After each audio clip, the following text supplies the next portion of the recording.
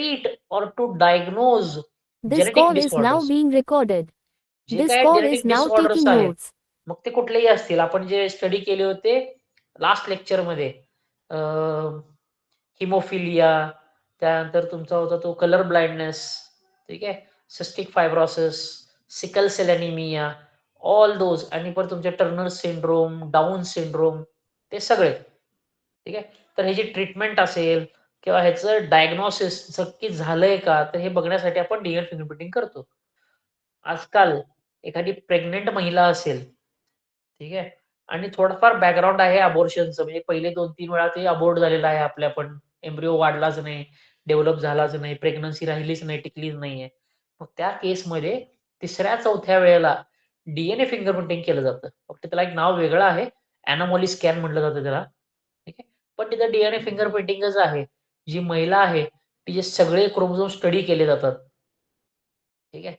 आणि मग ठरवलं जातं की she should go further for pregnancy or should she abort it. म्हणजे थोडक्यात काय, की बाळ जन्माला येताना पण भरपूर काळजी घ्यावी लागते. त्यामध्ये असे काही प्रोसेस आहेत, की कसं असतं, की जर एखाद्या आईला किंवा वडिलांना एखादा जेनेटिक डिसऑर्डर आहे, ठीक आहे, आणि तो सीरियस डिसऑर्डर आहे, ठीक आहे, consider a father is suffering from Turner syndrome, sorry, down syndrome, ठीक आहे, डाऊन सिंड्रोम आहे फादरनं, ठीक आहे, आणि चुकून तो जो त्याचा जो हे आहे कंडिशन आहे, तर ती कंडिशन बाळामध्ये आली, ठीक आहे, मग हे बाळाला पण परत तो डिसीज होणार आहे. मग असलं टाळण्यासाठी म्हणून हे सगळं केलं जातं. And this is very accidental. माझ्या घरामध्ये केस आहे की पॅरेंट्स चांगले आहेत, ठीक आहे, पण जे बाळ आहे, म्हणजे बाळ जन्माला आलंच नाही, ठीक आहे, पण ते अबॉर्ट झालं. मग अबॉर्ट झाल्यानंतर हिने काय केलं कपलनी, की ते जो टिश्यू काढला होता बाहेर अबॉर्ट झाल्यानंतरचा, तर तो टिश्यू त्यांनी पाठवला स्टडीसाठी. आणि स्टडीमध्ये असं कळालं की 2 सेक्स क्रोमोझोम पाहिलं, एक्स एक्स किंवा एक्स वाय, त्यात एकच सेक्स क्रोमोझोम होता. सो ही वॉज, ते जे बाळ होतं ते सफर करत होतं टर्नर सिंड्रोमनी, 44+XO, ठीक आहे, आणि ते बाळ फिमेल होतं. तर हे समजून आलं. मग हे काय आहे, तर आई वडील तर सगळे नॉर्मल, त्यांच्या खानदानात हा कुठं डिसीज नाही आहे, पण त्या बाळाला म्हणजे त्या एम्ब्रिओला आला होता, पण ते बॉडीने ते अबॉर्ट केलं. ठीक आहे. So for all these conditions you require DNA fingerprinting. Major कुठले कुठले? पहिला criminal investigation, forensic science. Second paternal testing, बाळाचे वडील कोण आहे ते चेक करण्यासाठी. दुसरा pedigree analysis, cats, dogs, horses मध्ये पेडिग्री चेक केली जाते. आणि ते चौथं आहे to treat and to diagnose genetic disorders. समजतंय? कळालं इथपर्यंत? Yes, हो sir. Sir. Okay. So with this you complete your DNA fingerprinting.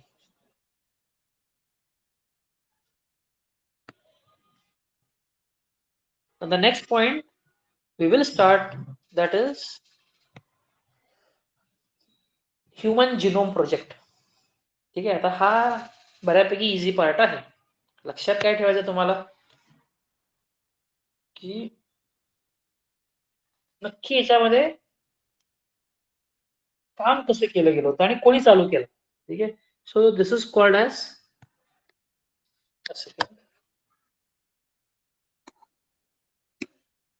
जास्तच मोठं होते.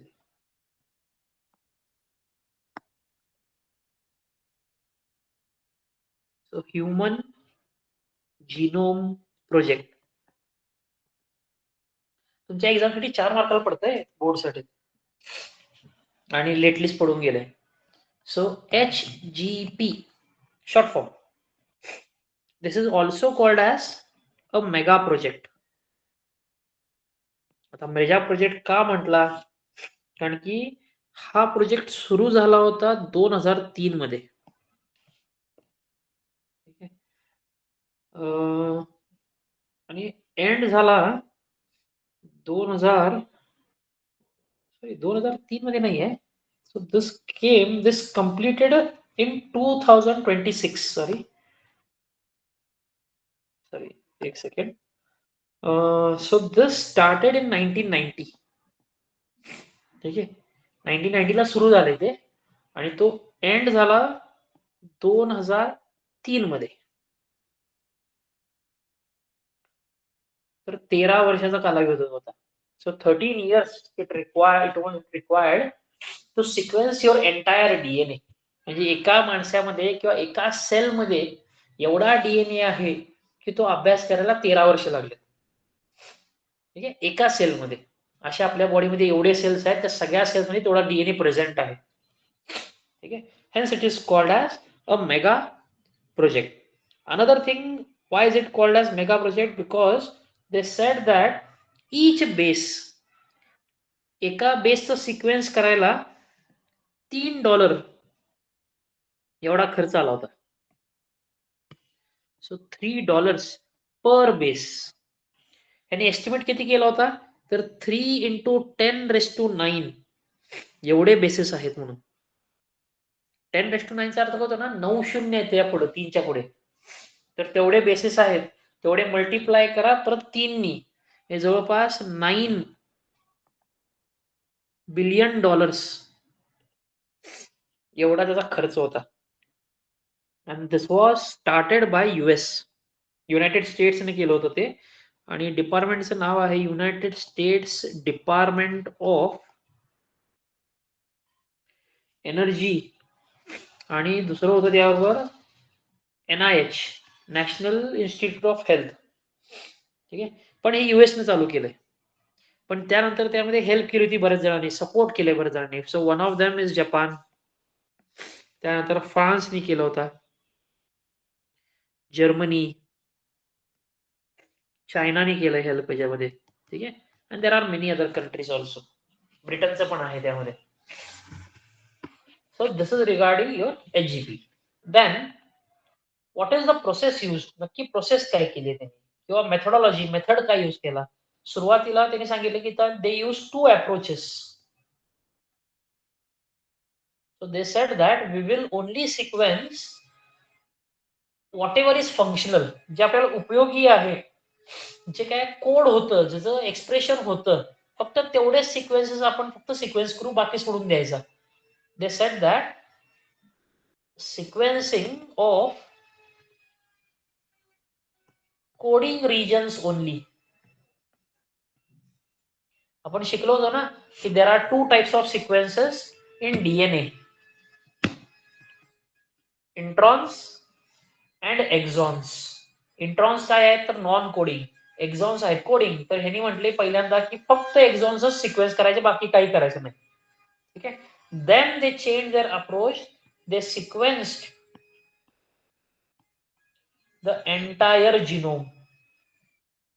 त्यानंतर मग त्यांनी ठरवलं की एक्झॉन्स पण करायचे, इंट्रॉन्स पण करायचे. ठीक आहे, so this was regarding the approach. बाकी मग सेम आहे, जे तुमचं डीएनए फिंगर प्रिंटिंगला त्यांनी केलं ना, तेच इकडे केले. फक्त एक तर ते पुढे बायोटेक्नॉलॉजी बघू आपण त्याला, इथं नको आता प्रपोज करायला. ठीक आहे, the most important thing in this point is the silent features. Characters काय आहेत. पहिला कॅरेक्टर लक्षात ठेवायचं आहे. So total of 3164.7 million bases are present. म्हणजे आपण म्हणतो ना ATGC, असे किती आहेत, तर 3164.7 मिलियन. 1 मिलियन म्हणजे 10 लाख. ठीक आहे, तर एवढे बेसिस इथं प्रेझेंट आहे. Then second is when you go for average gene size. ठीक आहे, नक्की ऍव्हरेज जीन जो साईज आहे तो किती आहे, तर 3000 बेसिस. म्हणजे एक ऍव्हरेज जर काढला आपल्या जीन मध्ये किती बेसिस असतात, तर 3000 आहेत. ठीक आहे, you should remember another term that is dystrophin. So dystrophin is the largest gene. हा सगळ्यात मोठा जीन आहे. साईज किती आहे, 2.4 मिलियन बेसेस. ऍव्हरेज किती आहे तर 3000.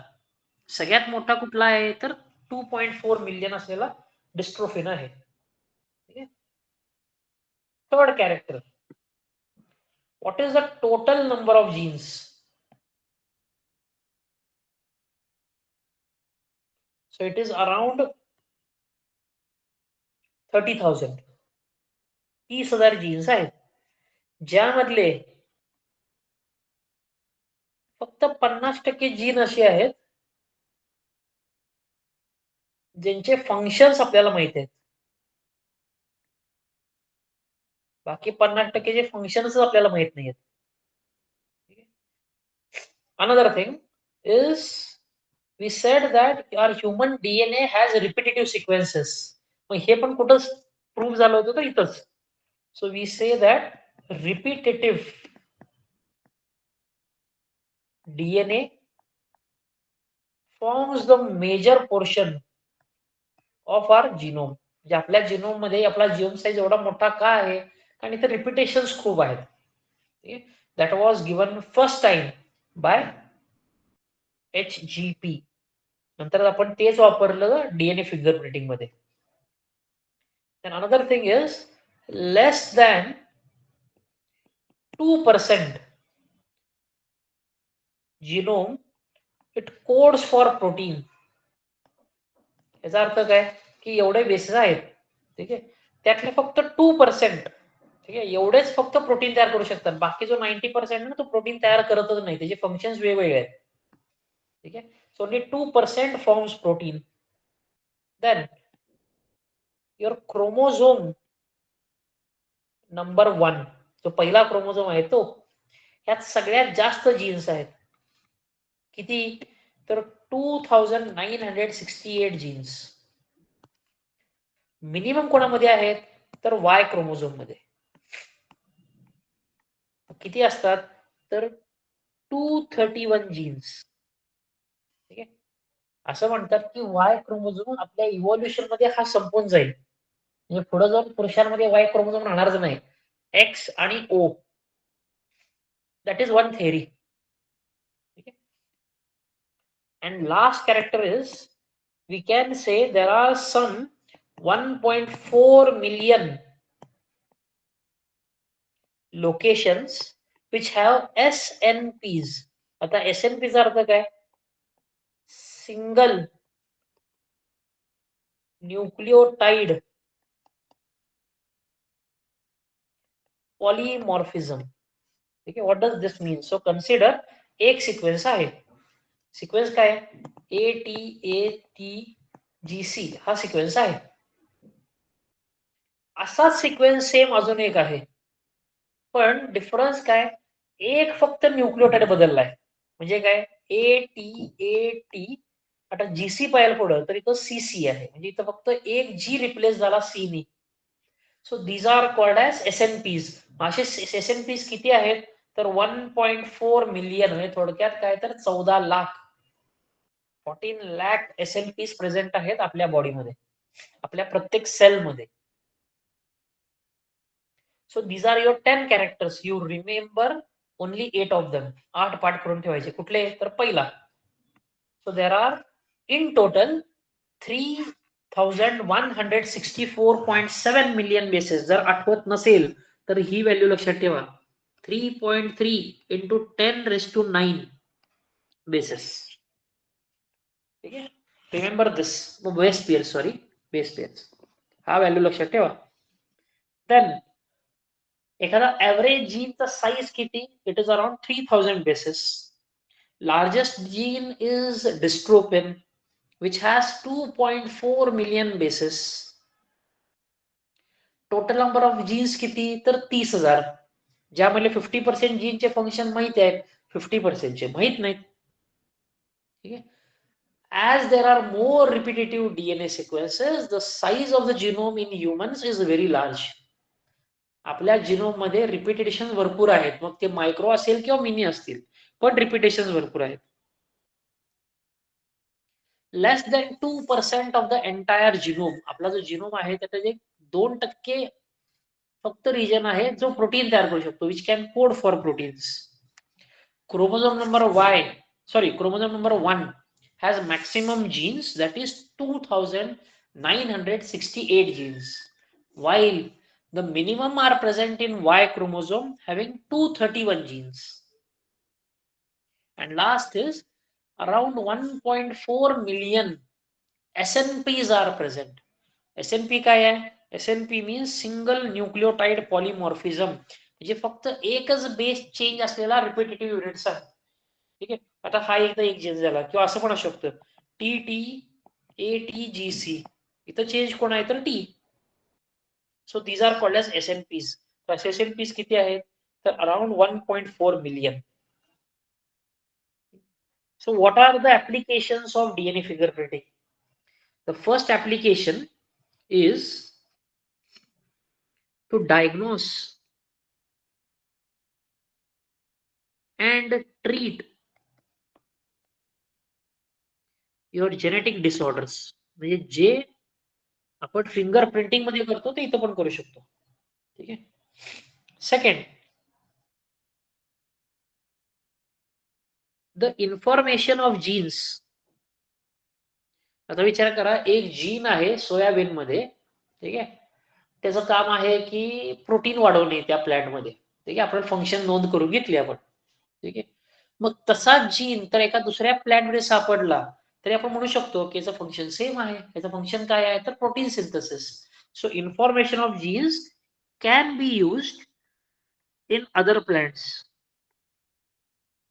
ज्या प्लॅन्ट्स मध्ये काम झालं नाहीये तर तिथं आपण यूज करू शकतो. Second, we can use information on the jeans.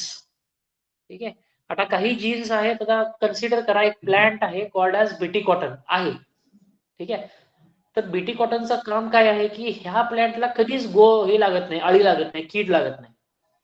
मग तुम्ही फवारणी नाही केली तरी चालतंय, करायचं नसतीच फवारणी त्याच्यावर. ठीक आहे. बोंड अळी येत नाही त्याला. ठीक आहे.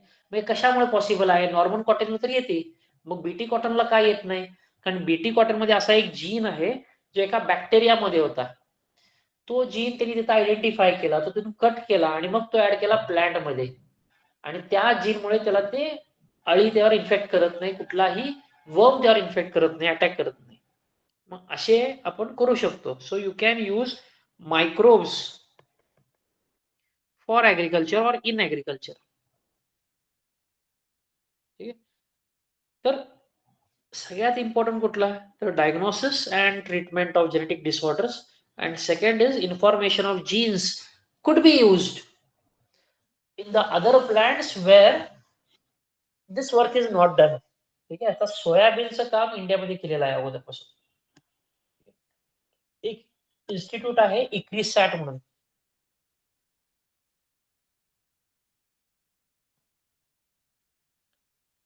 हैदराबादला आहे. हैदराबादमध्ये ह्याचं काम झालं होतं सोयाबीनसाठीच. ठीक आहे. ज्वारी गव्हाचं पण काम झालं होतं, ट्रिटिकमचं पण. सिक्वेन्सिंगचं काम पार्टली, म्हणजे पूर्ण आपण केला नाहीये, पण आपल्याकडे थोडा पार्ट दिला होता, तो आपण करून त्यांना दिलेला आहे. तर असं आहे. अजून एक आहे IARI, इंडियामध्ये नाही आहे, तर ऍग्रिकल्चर रिसर्च म्हणून आहे. दिस इज इन फिलिपाईन्स. ठीक आहे. So they have work in rice, त्यांनी राईस मध्ये काम केलं. ठीक आहे. यांचं काम व्हीट आणि सोयाबीन मध्ये होतं. So there are many institute. अजून एक आहे SBI नावाची, शुगर केन ब्रीडिंग इन्स्टिट्यूट. हे आहे कोयंबतूर, तामिळनाडूमध्ये आहे. यांनी पण काम केले शुगर केनवर. आता हे सांगायचा हेतू काय तुम्हाला, इथं सगळीकडे तुम्हाला रिसर्चला जॉब मिळतात. ठीक आहे. क्वालिफिकेशन काय लागतं? BSc करा चांगल्या ठिकाणून, MSc करा. जमत असेल MSc नंतर तुम्ही हे इन्स्टिट्यूट जॉईन करा, इकडे जाऊन PhD करा. ज्याला रिसर्च करायचा आहे for them ICRISAT, IARI, SBI, NBPGR आणि BSI. तसं अजून एक आहे ZSI. हे इन्स्टिट्यूट खूप चांगले आहेत. BSI आणि ZSI ला तर कॉम्पिटिशन पण कमी आहे. म्हणजे अगोदर होती कमी होती, आता किरकोळ वाढली आहे. पण ऍज फार as you go for your engineering all those things, तिकडे पण कॉम्पिटिशन खूप जास्त आहे. तेवढी कॉम्पिटिशन इकडे नाहीये. कारण की मुलांना इकडे जायचं नाहीये.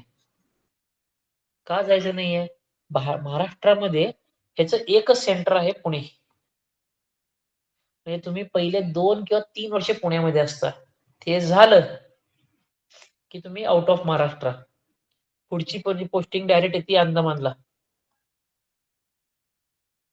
तिकडे 3 वर्ष. अरुणाचल फिरवतात. मग अख्ख्या भारतात फिरवतात. 18 इन्स्टिट्यूट आहेत त्यांचे.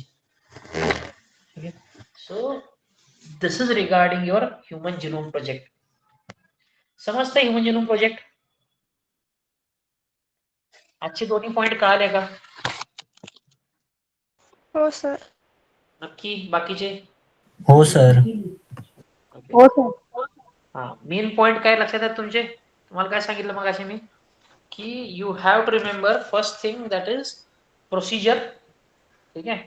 Then second thing is applications in case of DNA fingerprinting. ठीक आहे. In case of human genome project मग त्याचे फक्त सायलेंट फीचर्स पाठ करून ठेवा, बाकी सगळं विसरलं तरी चालेल. ठीक आहे, काही फरक पडत नाही. ते जे 10 कॅरेक्टर आहेत त्या 10 पैकी पहिले 8 करून जायचे व्यवस्थित. कुठला पहिला तर 3164.7 मिलियन. दुसरा डिस्ट्रोफिन, लार्जेस्ट जीन, सगळ्यात मोठा जीन आहे तो. ठीक आहे. तिसरा पॉईंट कुठला होता? Total number of gene 30,000. चौथा पॉईंट होता त्यातले 50% जीन्स आपल्याला फंक्शन माहित आहेत, 50% माहित नाहीत. रिपिटेटिव्ह सिक्वेन्सेस भरपूर आहेत आपल्या डीएनए मध्ये. ठीक आहे. त्यानंतर फक्त 2% आपल्या जीन म्हणजे एंटायर डीएनएचा पार्ट आहे जो प्रोटीन तयार करतो, बाकी 98% प्रोटीन तयारच करत नाही. ठीक आहे. Chromosome number 1 has largest genes. ठीक आहे. Maximum number of genes. Y has minimum number of genes. म्हणजे जरी आपल्याला नंबर आठवला नाही, 2968 आणि 231 नंबर आठवले नाही तरी लिहू शकता तुम्ही की maximum genes are present in chromosome number 1, minimum are present in chromosome Y. ठीक आहे. So you note these 8 silent features आणि ते तोंडपाठ करून ठेवा. एक्झामला ह्या चॅप्टरवर 4 मार्काचा क्वेश्चन पडणारच. नाही पडला तर 3 मार्काला पडेल, पण 100% लॉंग क्वेश्चन आहेच. ठीक आहे. आणि इतकं पण अवघड नाहीये. For long questions for 8 marks you have to write only 8 point. फक्त 8 पॉइंट लिहायचे व्यवस्थित. ठीक आहे. आणि आन्सर लिहित असताना एक लक्षात ठेवा, आन्सर लिहिताना कायम पॉइंट वाईज लिहा, पॅरेग्राफ मध्ये लिहू नका. ठीक आहे. समजतंय? So write point wise. हा पहिला पॉइंट. प्रोसिजर मध्ये 4 पॉइंट लिहिले, पॅराग्राफ नाही 4 पॉइंट लिहिले, संपला प्रोसिजर. सायलेंट फीचर्स एक 8 पॉइंट लिहिले, काम झालं. ठीक आहे. आता पुढच्या लेक्चरला आपण एक काम करू, ह्या चॅप्टरचे क्वेश्चन्स काढून ठेवतो मी. ठीक आहे. We will discuss those questions. येण्यापूर्वी बुक असेल किंवा तुम्हाला हे रेकॉर्डिंग मिळाले असतील तर एकदा परत एकदा बघा रेकॉर्डिंग. ठीक आहे. चॅप्टरचं टेक्स्टबुक असेल तर ते वाचून घ्या. कॉलेजमध्ये काय शिकवलं असेल, त्यांनी काय लिहून दिलं असेल तर ते पण वाचा. आणि पुढच्या लेक्चरला शक्यतो शुक्रवारी आपण याच्यावरचे क्वेश्चन्स घेऊ सॉल्व्ह करायला. ठीक आहे. हो सर. हो सर.